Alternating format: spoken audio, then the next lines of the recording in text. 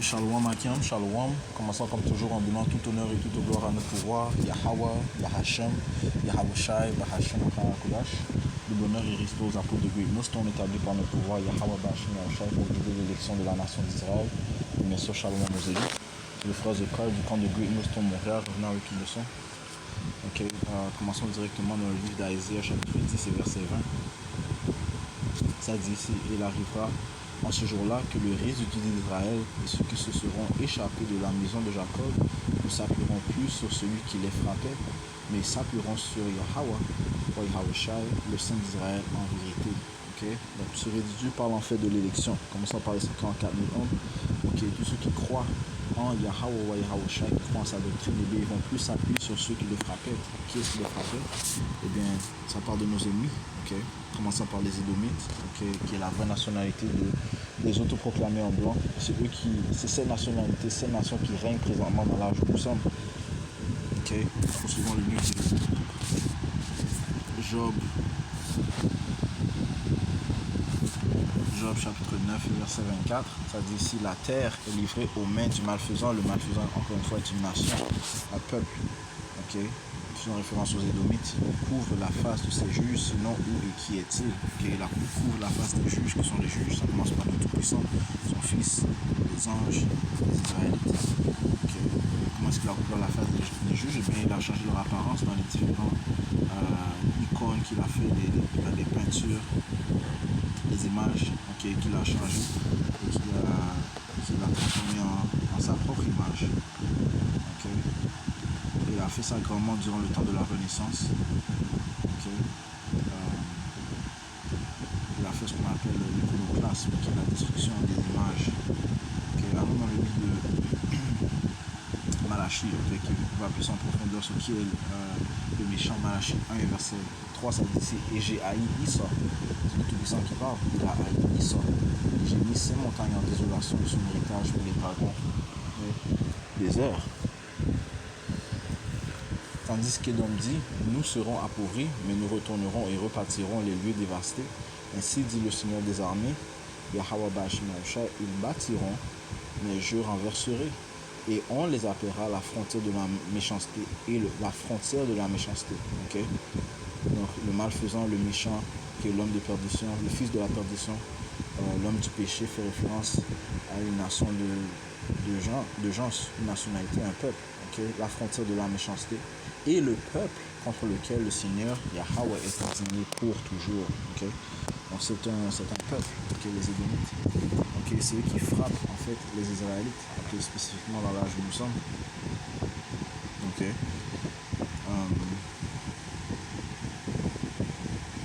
Comme ça dit dans le livre de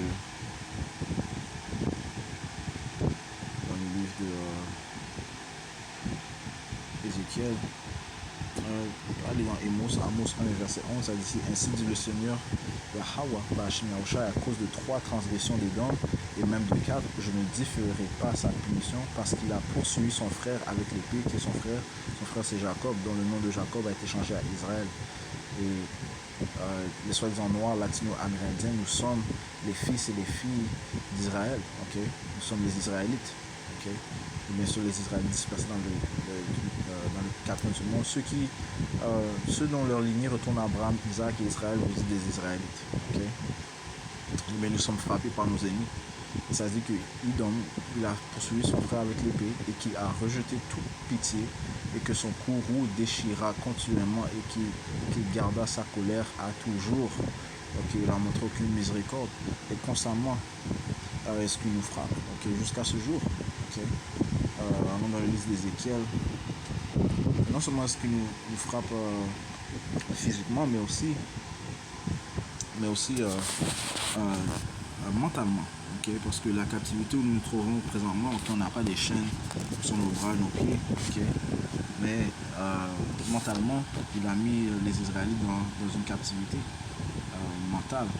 Okay?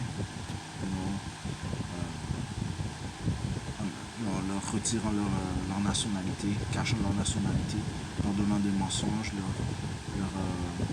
leur détournant de leur pouvoir, Yahweh ou Yahawashi, les poussant à commettre des péchés constamment.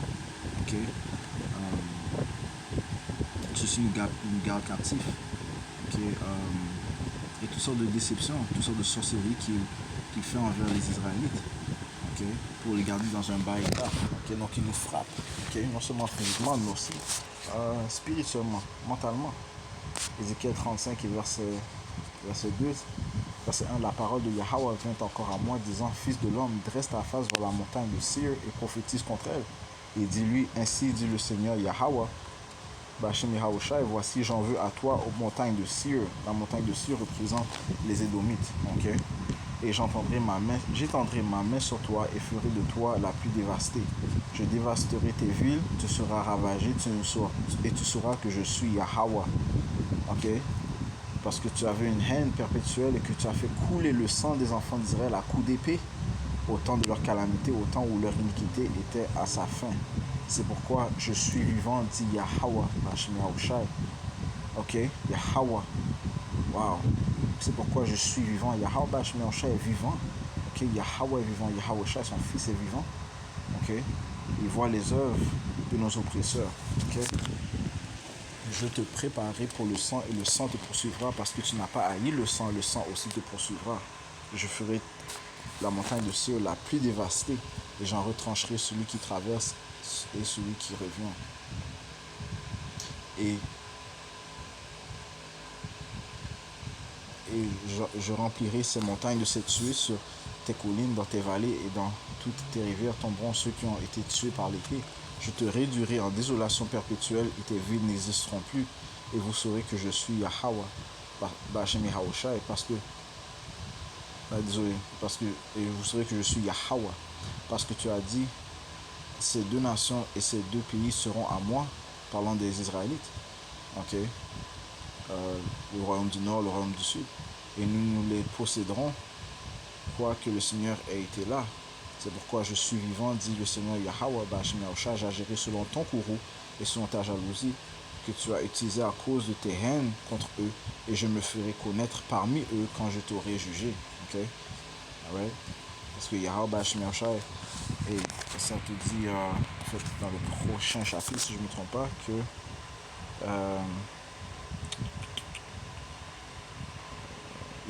ok, à Ézéchiel 36 et verset 23, et je sanctifierai mon grand nom, lequel a été profané parmi les païens, lequel vous avez profané au milieu d'elle, et les païens sauront que je suis Yahweh Yahawashi, dit le Seigneur Yahweh, quand je serai sanctifié en vous devant leurs yeux. Donc Yahweh Bachem Yahawashi sera sanctifié dans son élection devant les yeux de nos ennemis.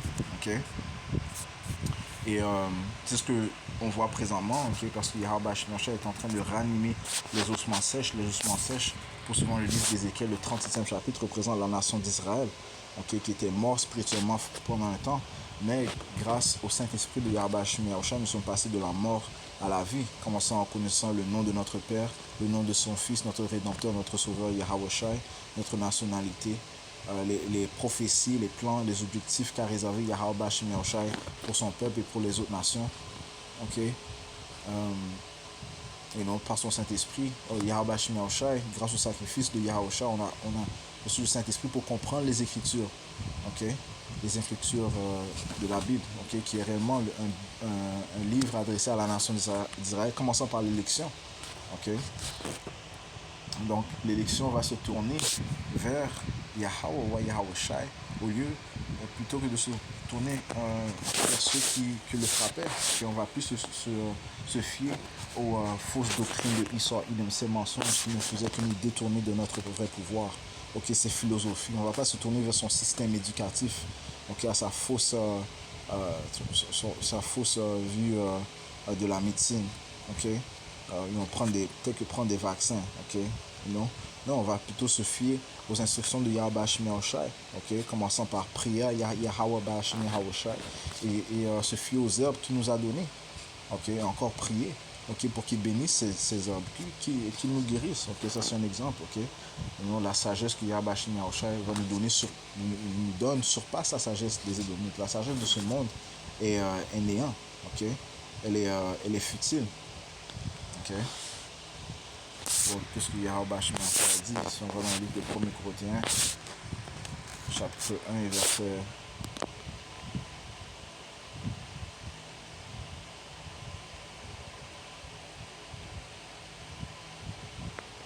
verset,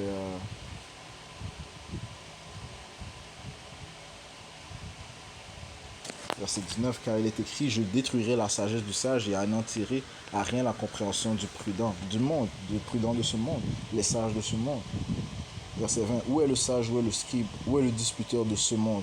Yahweh Bashim Yahusha n'a-t-il pas rendu insensé la sagesse de ce monde? La sagesse de tout le monde te dira de prendre la marque de la bête pour pouvoir poursuivre, pour vivre dans la société que Israël s'apprête à mettre en place, son nouvel ordre mondial. La solution qu'il va te présenter, c'est la sagesse de ce monde qui est de prendre la marque de la bête. Mais la sagesse éternelle, celle de Yahweh Bashim Yahusha, te dit de mettre ta confiance en lui pour ne pas prendre la marque de la bête la plus électronique. Ok? Mettre ta confiance en lui. Ok? Les choses qui ont été écrites auparavant nous prouvent que Yahweh Bashim Yahusha nourrit, il guide, il réfugie ses saints. Ok? Ceux qui mettent leur confiance en lui. Ok? Verset 21. Car puisqu'en la sagesse de Dieu, le monde par la sagesse ne connut pas Dieu, il plut à Dieu par l'absurdité de la prédication de sauver ceux qui croient. Donc la sagesse de ce monde te dit de te détourner de Dieu, okay, qui n'a pas de Dieu.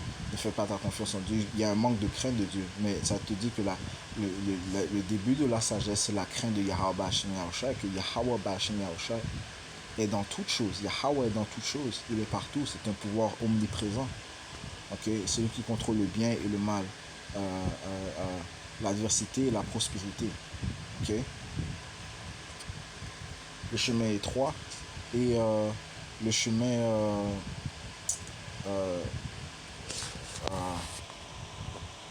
le chemin étroit et le chemin large. Okay? Et le chemin étroit est réellement le chemin que l'on doit suivre. Okay? Parce que le chemin large mène à la mort. Okay?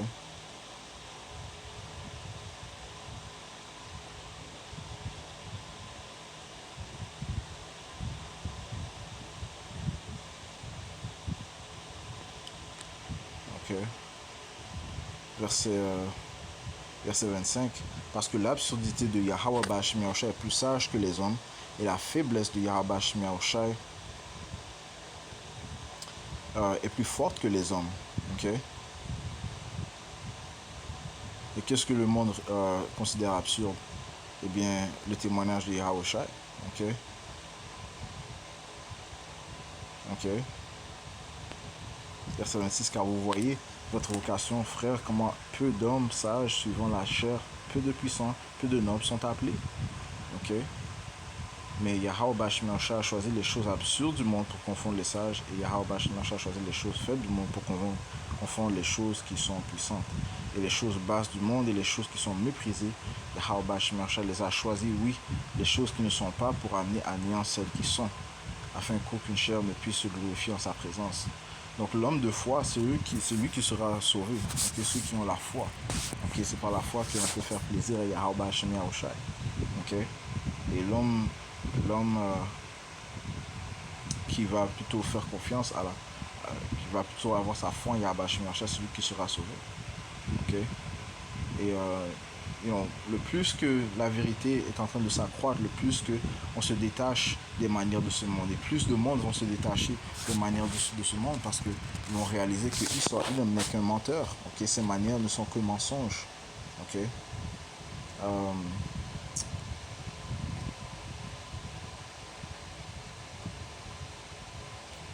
Isaïe 32 et verset 5 a dit, si la personne vile ne sera plus appelée libérale, okay? Ni le goujat qui est généreux. Allons voir cette définition. Okay.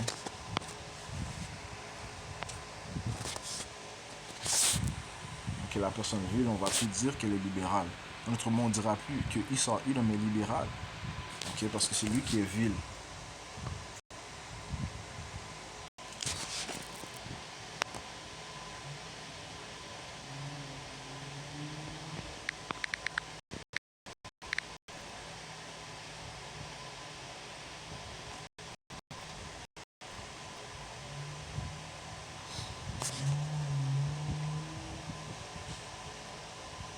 Vil, qui suscite le plus profond mépris. Une personne qui est immorale. Ok, c'est les Édomites. Ok, ok.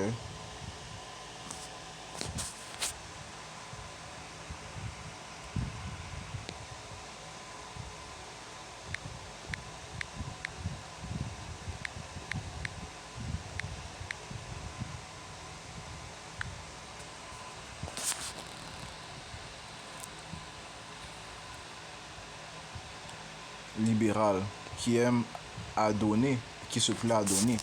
Ok. Mais il aime, lui, il se couvre de cette couverture de oh, c'est un philanthropiste. Mais, mais en réalité, c'est pour faire chuter le monde. Ok. C'est juste une déception. Ok. Il ne pense qu'à sa propre tête. Ok. Les études te disent que s'il fait le bien, il le fait sans volonté.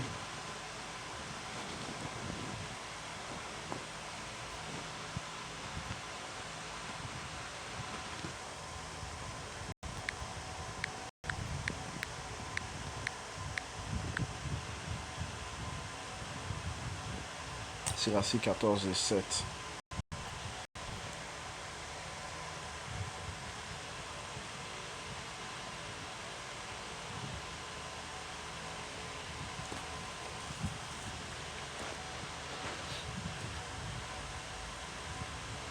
Sirachie chapitre 14 verset 7, ça dit ici. Si l'avare fait du bien, il ne le fait pas exprès. À la fin, il laisse voir sa méchanceté. Ok?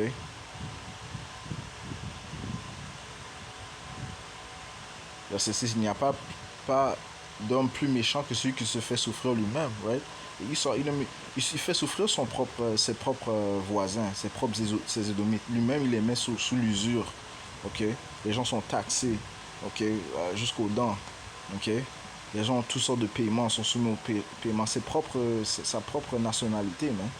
Donc il n'y a pas d'homme plus méchant que celui qui se fait souffrir lui-même. Il est aussi puni de sa méchanceté. Si l'avare fait du bien, il ne le fait pas exprès. À la fin, il laisse voir sa méchanceté. Ok.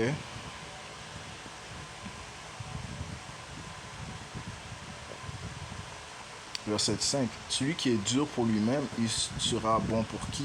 Il ne profite même pas de ses biens. Ouais, il est dur envers lui-même, envers son propre peuple. Okay? Sur le vil ne sera plus appelé libéral. Le plus que la vérité sort, le plus que il est en train d'être révélé. Okay?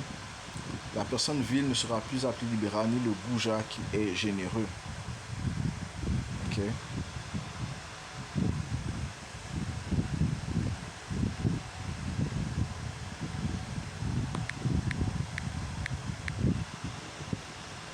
Un goujat, c'est une personne, un homme grossier, indélicat. Okay? Ça, c'est un édomite, man. Daniel 4,17 te dit qu'il est un homme innommable, manquant totalement de savoir-vivre. Ok? Manquant totalement de savoir-vivre. Ok? Parlons des Édomites. Ok? Verset 6. Car la personne vile dira des vilenies et son cœur commettra l'iniquité pour pratiquer l'hypocrisie et pour proférer l'erreur contre Yahweh, pour rendre vide l'âme de la famille, ok, commençant par les Israélites, et pour faire tarir la boisson de celui qui a soif. C'est ce qu'il m'a fait lorsqu'il a retiré la vérité, ok, lorsqu'il a assassiné le caractère du Seigneur. Ok, poursuivons le livre de Apocalypse 11 et 8. Ok, dans son système américain, c'est ce qu'il a fait. Ok, il a soifé les Israélites. Ok, il a caché la vérité.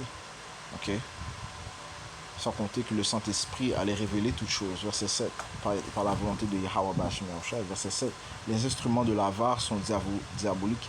Ils trament des inventions perverses pour détruire les pauvres par des paroles mensongères, les différents décrets qu'il met en place, la sorcellerie qu'il propage par ses médiums, sa télévision. Okay? Même quand le nécessiteux parle droitement. Mais le libéral projette des choses de libéralité et se maintiendra pour user de libéralité.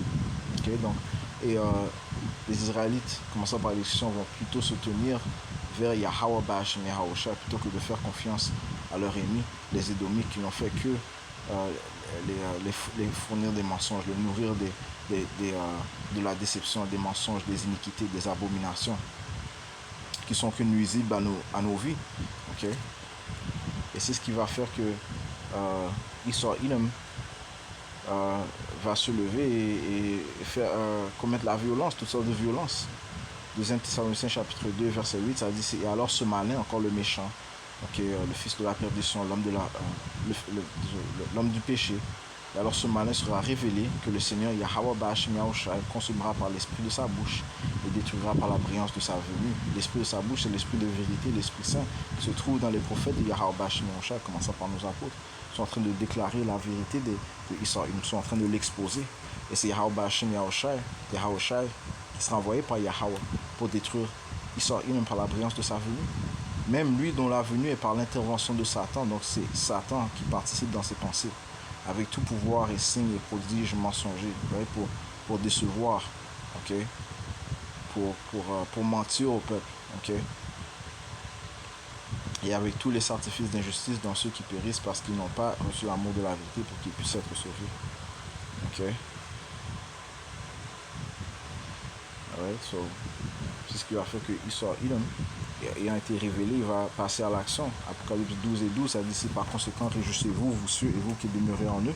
Malheur aux habitants de la terre et de la mer, car le diable est descendu vers vous, étant en grand courroux, parce qu'il sait qu'il n'a qu'un court moment. Le diable parle de Esau Edom. Il est le contrepartie physique du Satan spirituel. Okay? Encore une fois, il vient par l'intervention de Satan. Donc il sait qu'il a un court moment, il sait qu'il est en train d'être exposé, révélé, la lumière s'élève sur lui, le matin arrive. Donc la venue de Yahushua, donc la vérité est en train de s'accroître. Donc il doit passer à l'action, il sait qu'il a un court moment, donc il va venir avec un grand courroux, il va mettre la loi martiale, il va relâcher des pestilences, il va causer des famines créées par l'homme, il va être la cause des guerres et de la troisième guerre mondiale. Okay? Tout cela par la volonté de Yahweh Ba'ashim Yahushua. Okay? Mais vu qu'il sera mis dans un coin, il va devoir relâcher ses calamités. Okay? Verset 17, et le dragon, encore une fois, Esau Edom fut irrité contre la femme des Israélites et s'en alla faire la guerre contre le reste de sa semence, ceux qui gardent les commandements de Yahweh et ont le témoignage de Yahushua HaMashiach. Alors, je conclue en donnant tout honneur, toute gloire à notre pouvoir, Yahweh, Ba'ashim Yahushua, Ba'ashim Hakodash, tout l'honneur et respect aux apôtres de Dieu. Nous, Shalom,